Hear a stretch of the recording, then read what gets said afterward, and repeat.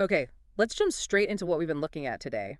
First up, this whole question of caste enumeration in India's next national census. Right. And it's not just, counting heads. There's a massive history behind it, really politically charged stuff. Exactly. The source we looked at reminds us the census itself goes way back to colonial times, 1872. Yeah, but the real twist, it seems, came with H. Risley. He's the one who introduced caste into the census. And that, according to the piece, just fundamentally changed things, didn't it? Absolutely. It kind of became this tool for political mobilization. You saw caste organizations popping up using this data. And it wasn't just about organizing. Upper caste elites used it, right, to lobby the British for representation and reforms. Precisely. But the article also points out it wasn't only the elites. You had demands coming from, well, subaltern communities, too. Ah, yeah, people further down the ladder, leaders like Dr. Ambedkar pushing for their place. hmm And then post-independence, it's interesting. The Constitution did a lot for Dalits and Adivasis, Mm. but the OBCs, the other backward classes, they were kind of missed out at that stage. Right, so then attempts were made to sort of fix that. Yeah, you had the Kakakalakar Commission in the 50s, Mm. identified like 2,300 OBC communities. That's a lot. It is. But the report, well, it kind of went nowhere. Faced resistance, people worried it might, encourage separatism. Puritanism, wow. But not everyone saw it that way. No, definitely not. You had thinkers like Dr. Ram Manohar Lohia arguing that actually merit comes from opportunity. Mhm. He was pushing for proportional representation. Okay, so that sets the stage for the Mandel Commission later on. Exactly, 1980.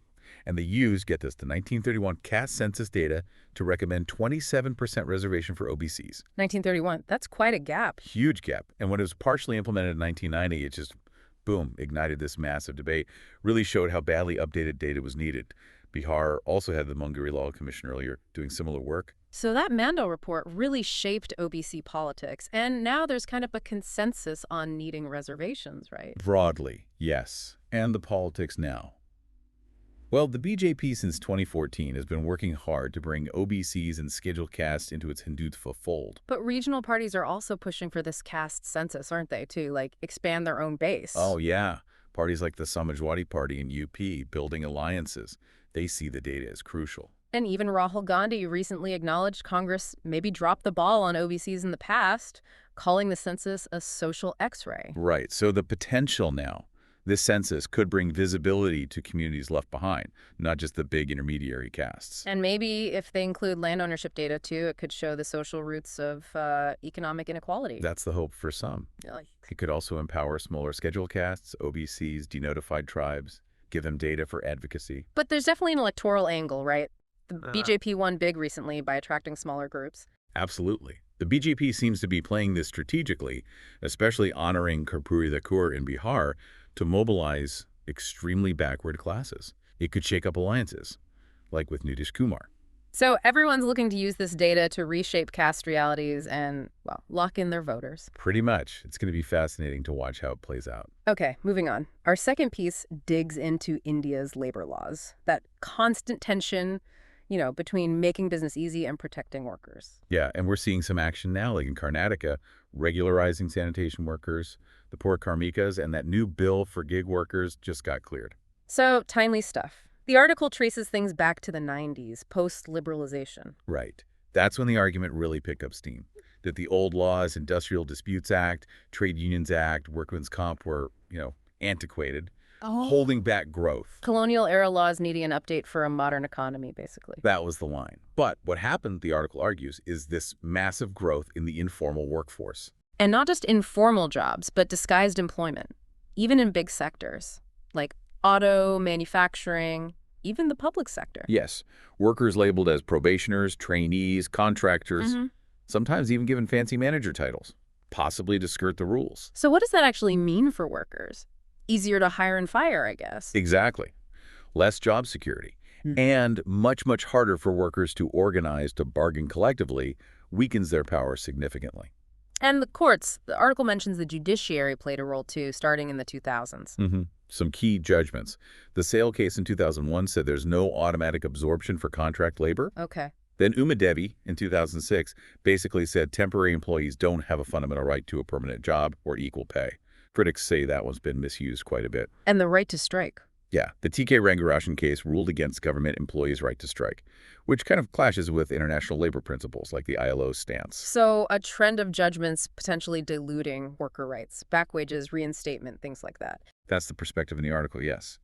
Which brings us to the new labor codes, passed a few years back, Yeah. but still not actually in force. Right, the ones consolidating like 29 old laws into 4 main codes. That's them. Mm. Code of Wages, Safety and Health, Social Security, Industrial Relations. Right. But the criticism is, well, that they lean towards the employer. Employer-friendly, prioritizing ease of doing business again. That's the charge.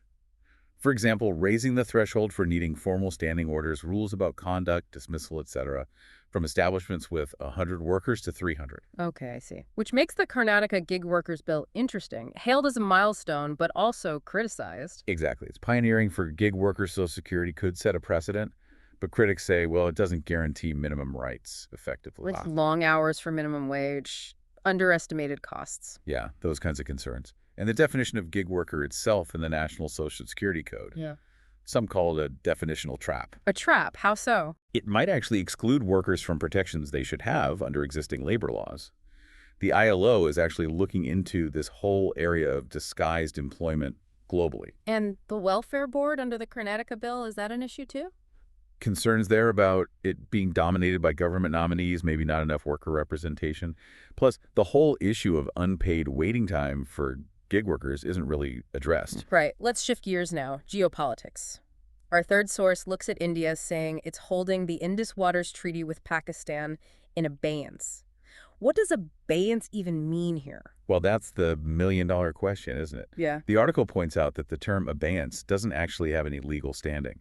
Not in the treaty itself, not under the Vienna Convention on Treaties. So it's not like a formal legal suspension. Doesn't seem so. International law, especially water law, really pushes for cooperation. Unilaterally suspending a treaty like this is, well, it lacks legitimacy. And the treaty itself, does it allow for suspension? The IWT needs mutual agreement. Both sides have to ratify changes or termination.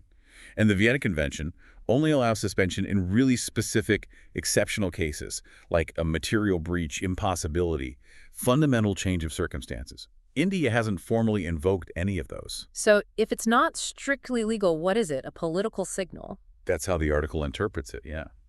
Likely a political move, maybe linked to public sentiment after that Pahalgam terror attack.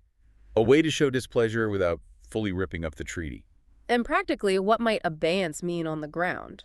Stopping cooperation? Potentially.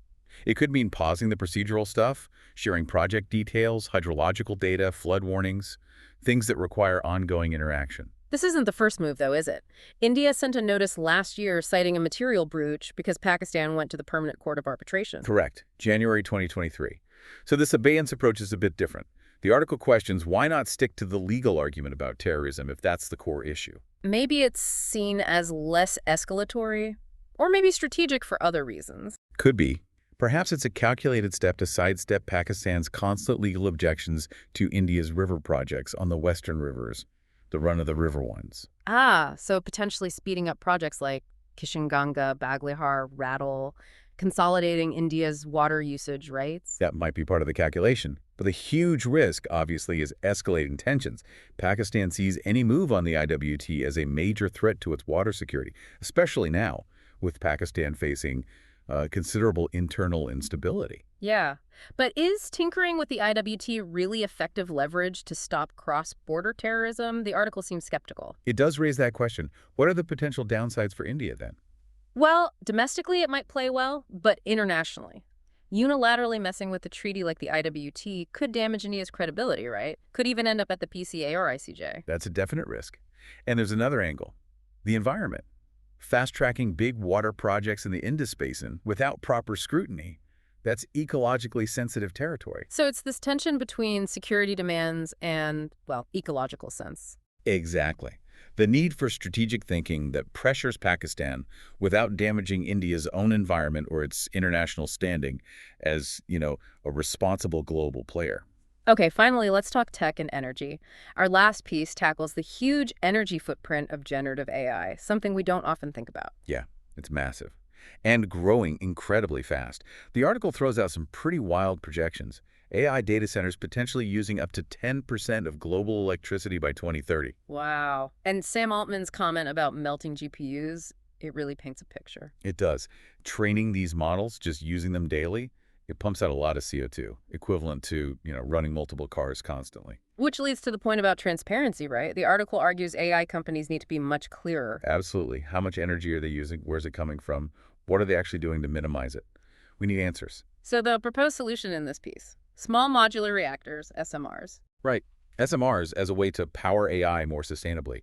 The idea is they're design compact, scalable, means you could potentially place them right near these power-hungry data centers. And they provide consistent power, unlike some renewables. That's the key advantage highlighted. They offer 247 zero-carbon baseload electricity, critical for keeping these massive AI operations running without interruption. And other benefits. The article mentions cost and safety. Yeah, potentially reduce construction times and costs compared to giant traditional nuclear plants.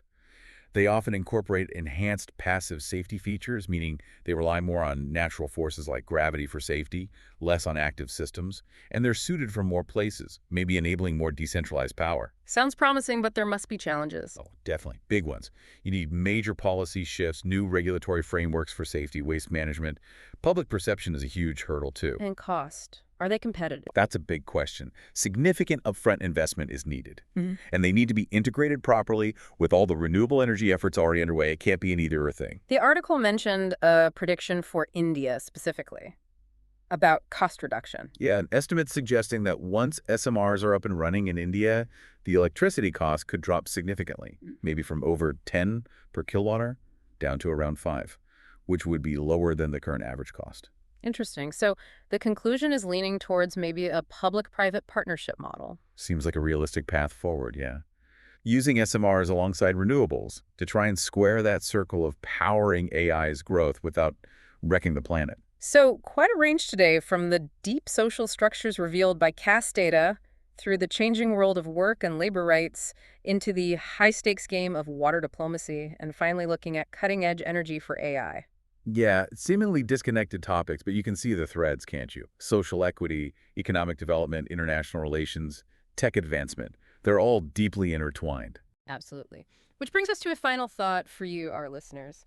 Considering how linked all these issues are: social justice, the economy, how nations interact, and where technology is taking us, what single principle or value do you think should be the main guide when making decisions across these really diverse but connected areas? Something to maybe mull over.